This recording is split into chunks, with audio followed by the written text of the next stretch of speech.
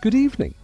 This is the 8-hour workday with Rex Haymarket, where every crisis somehow becomes your bill and their bonus. Tonight, 5 stories, workers, warriors, and doom refreshers. A rescued American pilot and the darker questions now surrounding the Iran war. A ceasefire proposal rejected under threat. Oil markets pricing in fresh chaos through the Strait of Hormuz. Trump heading toward a summit with Xi as China hardens its energy posture. And the Supreme Court clearing the way toward dismissal in the Steve Bannon case.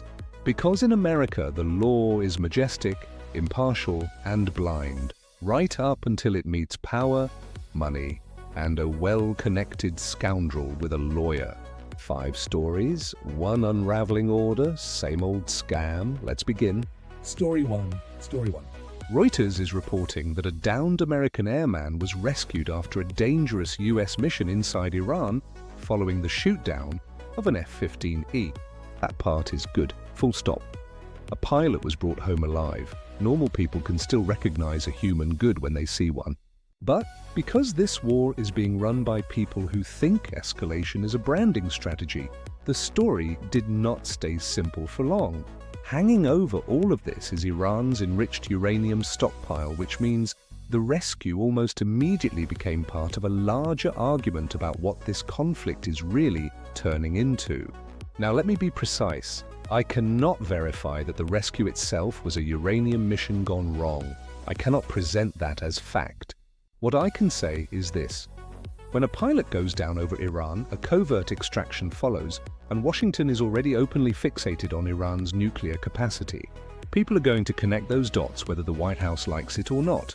Reuters also reported that Trump praised the rescue as an Easter miracle, then threatened Iranian infrastructure if the Strait of Hormuz remained closed. So let's say the obvious thing, the pilot coming home is good, the mission succeeding is good. A president sounding like a televangelist crossed with a comment section arsonist while threatening civilian infrastructure is not good. And if even a rescue operation now instantly triggers uranium questions, then this war has already moved beyond anything you could honestly call limited. We are in the phase where every military success becomes the trailer for the next escalation. And every official statement sounds like it was focus grouped by men who will never pay for the consequences of any of it. Glad he made it back. Less thrilled that the people in charge seem determined to turn every rescue into a teaser for a larger disaster. Story 2. Reuters reports that Iran rejected the latest ceasefire proposal and emphasized that what it wants is not a temporary pause, but a permanent end to the war. A Pakistan-backed framework had reportedly been circulated to both sides, including an immediate ceasefire and the reopening of the Strait of Hormuz. And yet here we are, one room drafts a peace plan, another room updates the target list. Diplomacy is floated in public while infrastructure burns in private. Then everyone acts shocked that trust is in short supply. As though you can bomb your way to credibility and threaten your way to peace. Reuters further reported that Trump insisted on a Tuesday deadline and threatened what he called hell on Iranian infrastructure if Hormuz stayed shut. So this so-called peace process is not happening in anything like a normal diplomatic atmosphere. It is happening with a gun on the table and a man shouting over it.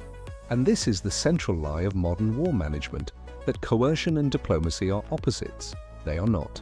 Increasingly, they are sold as a package deal. One hand offers negotiations, the other hand reaches into your wallet. Because that is what all this eventually becomes for ordinary people.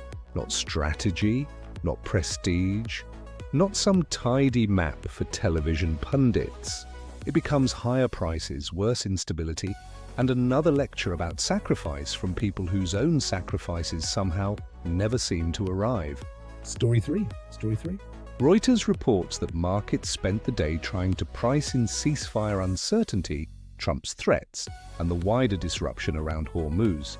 Oil remains central to the anxiety, and the larger pattern is obvious enough. This war does not stay over there. It enters your gas tank, your freight bill, your grocery receipt, your cost of living.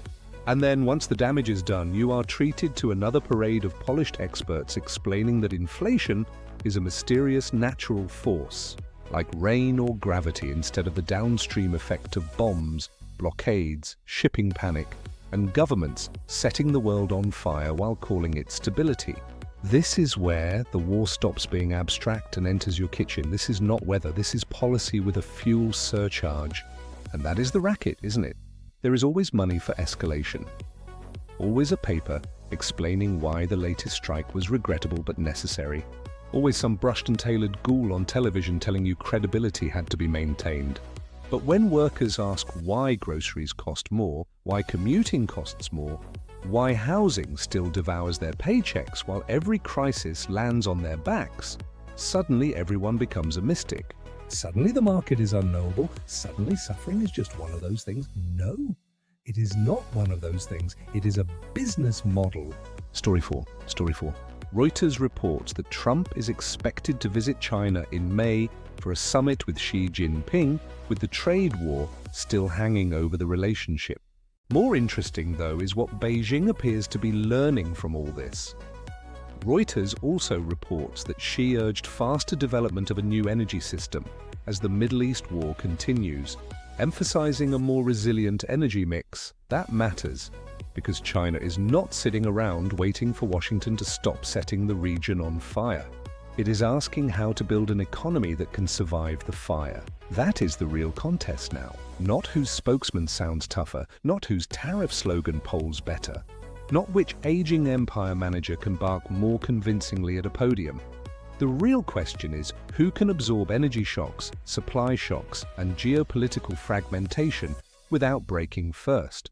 And as usual, workers in every country are expected to absorb the cost of strategic rivalry they did not design and do not control.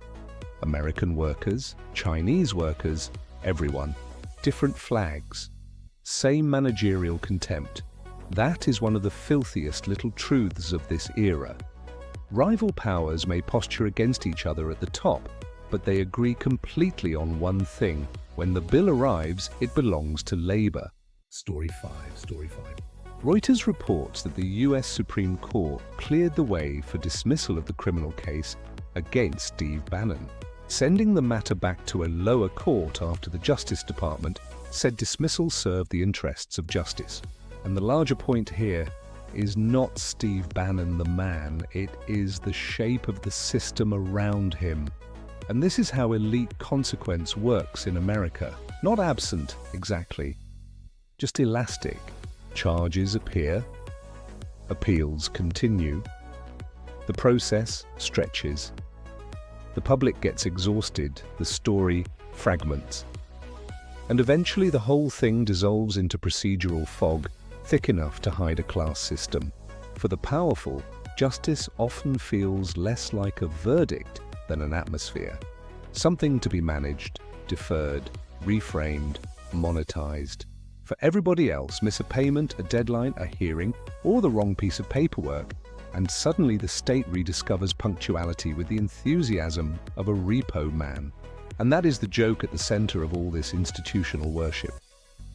We are told the system is neutral, sacred, blind perhaps, but only in the way a casino is blind. It still knows exactly where the high rollers are sitting. Now for the impolite part. These are not 5 disconnected stories. They are one system seen from 5 angles. A war widens, energy routes become leverage.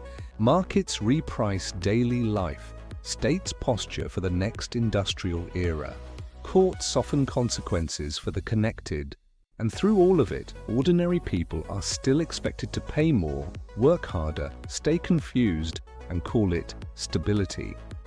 That is not a broken system. That is the system functioning exactly as designed. War justifies volatility. Volatility justifies austerity. Austerity weakens labor. Weakened labor enriches capital. And enriched capital purchases the politics needed to do it all again. Every crisis is sold as exceptional, and yet somehow the exception is permanent. If you feel exhausted, that is not failure on your part. That is recognition. You are not failing to adapt to chaos. The chaos is being administered, and the invoice always seems to arrive addressed to people who work for a living.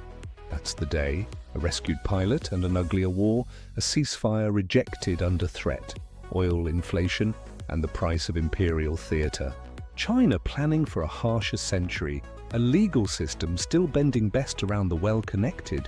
I'm Rex Haymarket, and this is the 8-hour workday, where every crisis somehow becomes your bill and their bonus. Mind the static, mind the spin, and mind who profits. Like, subscribe, and clock back in tomorrow. If you want the news without the deodorant, you know where to be.